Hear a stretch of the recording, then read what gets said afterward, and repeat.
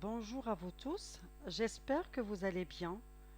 Ravi de vous retrouver pour une nouvelle vidéo pédagogique dans laquelle je vous montre les outils qui vont vous permettre de bien maîtriser l'emploi du subjonctif présent dans des contextes très variés.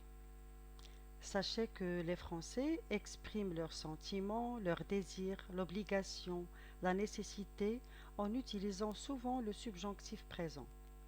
Contrairement à ce que beaucoup pensent, le subjonctif n'est absolument pas réservé à l'écrit ou à la langue formelle. Mais est-ce que vous connaissez vraiment les règles d'usage du subjonctif? Sinon, il faut que vous soyez prêts.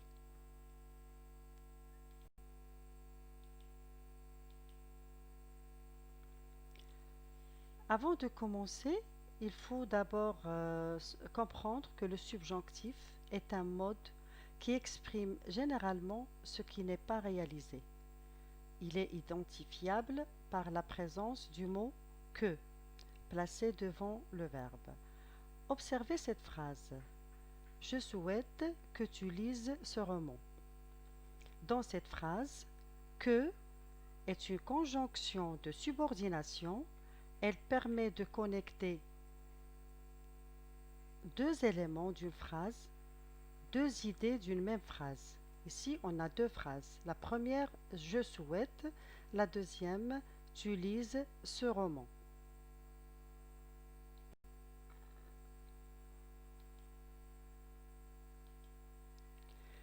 La présence de la conjonction que ne veut pas dire que le verbe qui le suit est obligatoirement conjugué au subjonctif. Observez cet exemple.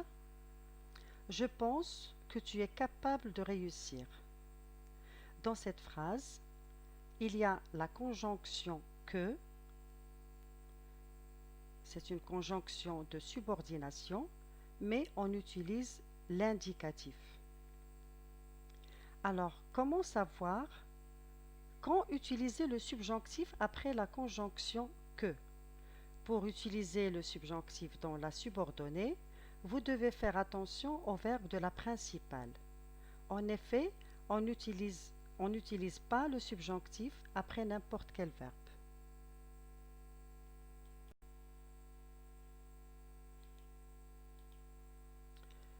Le subjonctif est le mode du doute, de l'incertitude, de l'indécision, de la crainte et de la volonté. Il exprime une action ou un fait envisagé, éventuel. Il peut se réaliser ou non, contrairement à l'indicatif, qui est le mode de la certitude et de la réalité. Regardez ces deux exemples. Je suis certain qu'il réussit son examen. Dans cette phrase, je suis certain exprime la certitude. Donc, on utilise le mode indicatif qui renvoie à une réalité certaine. Je ne suis pas certain qu'il réussisse son examen. Je ne suis pas certain exprime l'incertitude. On utilise alors le mode subjonctif qui a une réalité incertaine. Quand vous le remarquez ici, c'est le sens du verbe introducteur qui fait la différence entre ces deux phrases. C'est-à-dire, c'est la signification de ce verbe introducteur qui va commander ou non l'emploi du subjonctif.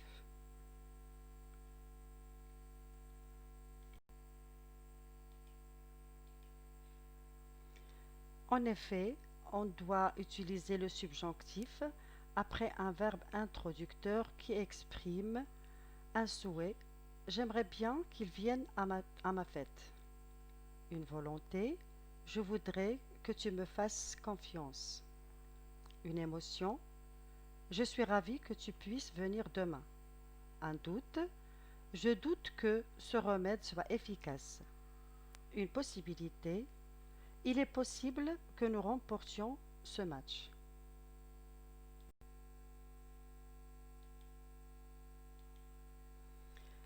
On doit l'utiliser aussi après un verbe introducteur qui exprime un regret.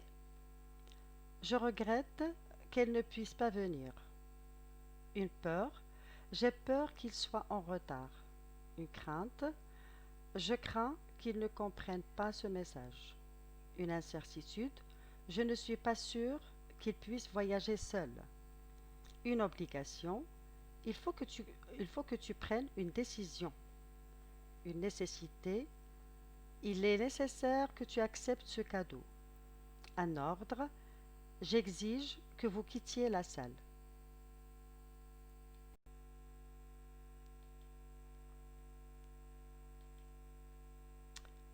Alors, espérer est parmi les verbes qui expriment un souhait.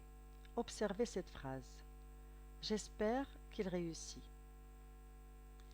Le verbe espérer que est généralement suivi de l'indicatif, car il ne s'agit pas d'un souhait, mais d'une attente. Par contre, quand le verbe espérer est à l'impératif, il est suivi du subjonctif.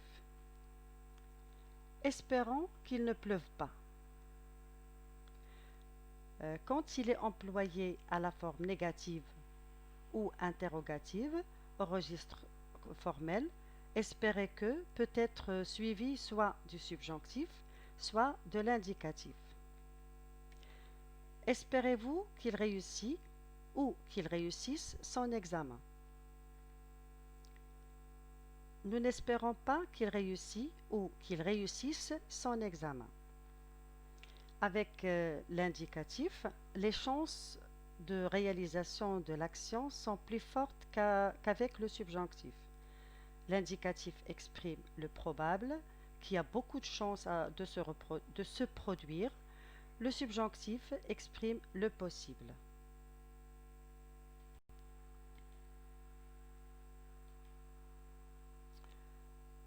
Euh, il est important de se rappeler que le subjonctif s'utilise avec deux sujets différents dans la phrase. Quand il y a Quand il n'y a qu'un seul sujet, vous devez utiliser l'infinitif, même si le verbe introducteur demande le subjonctif. Je regrette d'avoir fait cette faute. Dans cette phrase, il y a un seul verbe introducteur, regrette, qui exprime un sentiment, mais il n'y a qu'un seul sujet, le je. Le verbe introducteur est donc suivi de l'infinitif. Prenons un autre exemple. Je regrette que tu fasses cette faute. Il y a le même verbe introducteur, regrette, qui exprime un sentiment, mais il y a deux sujets différents. Je et tu. Le verbe introducteur est donc suivi du subjonctif.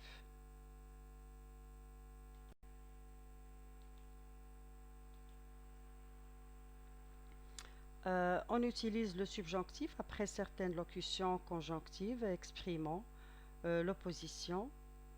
Bien qu'il pleuve, il va à la montagne. Bien que est une conjonction qui exprime l'opposition, elle est toujours suivie du subjonctif. L'antériorité, tu arriveras avant qu'il ne pleuve. Avant, avant que est une conjonction qui exprime l'antériorité. Elle est toujours suivie du subjonctif. La cause, il reste chez lui de peur qu'un accident survienne.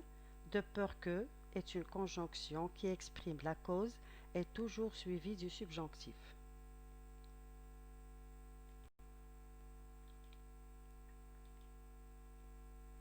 Alors la condition, tu ne sortiras pas d'ici à condition que je sache toute la vérité. Le but, je l'encourage pour qu'elle ait son examen. L'hypothèse, en admettant que nous arrivions une heure plus tôt, serez-vous là? La manière, ils l'ont fait sans que leurs amis ne soient méfiés de rien.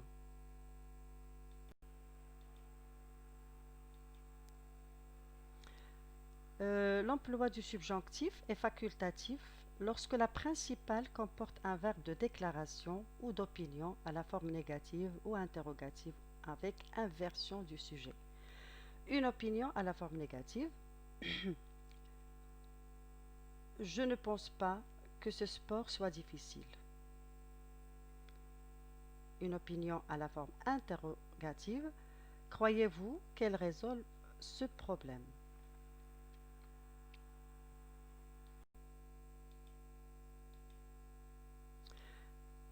Expression impersonnelle fréquemment utilisée nécessitant le subjonctif. Il est indispensable que vous buviez de l'eau. Il est anormal que vous vous leviez tard. Il vaut mieux que je les prévienne de mon arrivée tardive. Il est urgent que vous vous trouviez un travail. Il est regrettable que vous ne fassiez aucun effort. Il est impératif que vous appreniez vos leçons. Il est inévitable qu'il pleuve ce soir.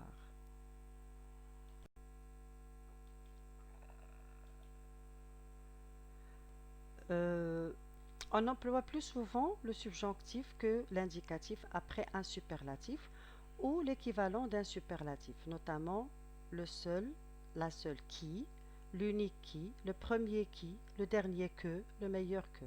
Exemple, c'est le seul ordinateur qui nous convienne. Il n'y a que cette solution qui puisse les satisfaire.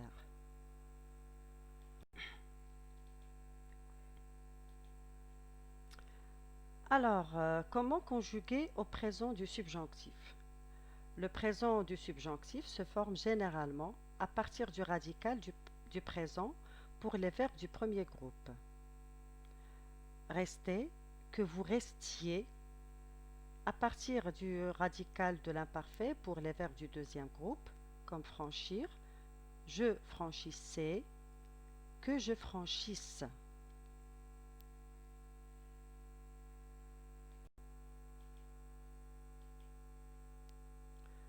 Alors, les verbes du premier groupe se conjuguent sur le modèle suivant: que je chante, que tu chantes, qu'il chante, que nous chantions, que vous chantiez, qu'il chante.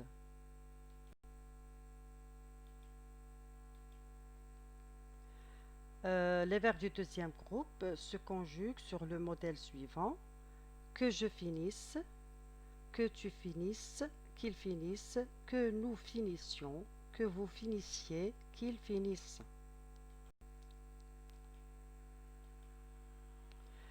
Les verbes du troisième groupe, ils ont une conjugaison irrégulière. Certains de ces verbes changent de radical au subjonctif. Il convient de les apprendre par cœur. Que je prenne, que tu prennes, qu'ils prennent, que nous prenions, que vous preniez, qu'ils prennent.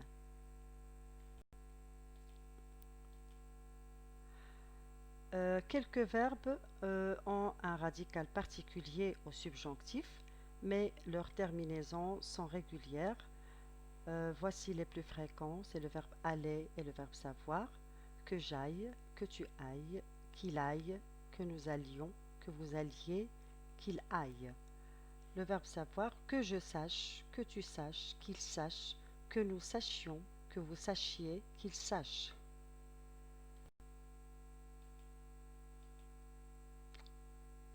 Le verbe vouloir aussi est le verbe faire: que je veuille, que tu veuilles, qu'il veuille, que nous voulions, que vous vouliez, qu'il veuille.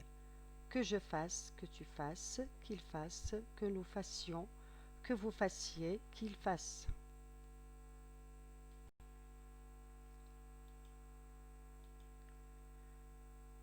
Les verbes ou auxiliaires avoir et être ont un radical particulier au subjonctif, mais leurs terminaisons sont régulières. Pardon. Alors, que j'ai, que tu aies, qu'il ait, que nous ayons, que vous ayez, qu'il ait.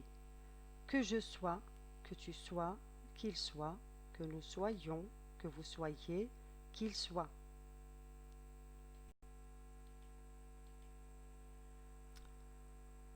Alors, les verbes en ELE et ET, double L et le T lorsqu'on entend le son et.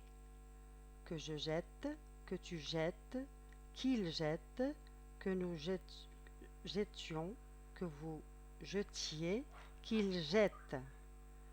Que j'appelle, que tu appelles, qu'il appelle, que nous appelions, que vous appeliez, qu'ils appellent.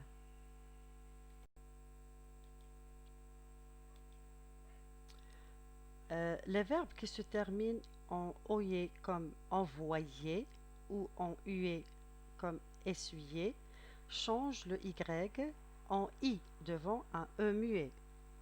Que j'envoie, que tu envoies, qu'il envoie, que nous envoyons, que vous envoyez, qu'ils envoient.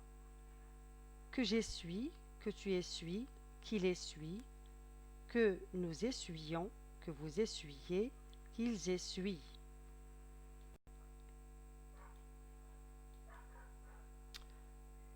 Pour les verbes en ayez comme payer, on peut garder le Y à toutes les personnes.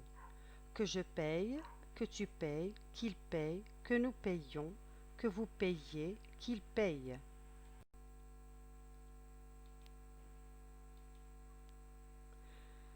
Pour trouver facilement la conjugaison du subjonctif présent, vous imaginez une phrase commençant par il faut que, après, ça va tout seul. Maintenant que vous avez bien compris la leçon, il faut que vous fassiez ces exercices.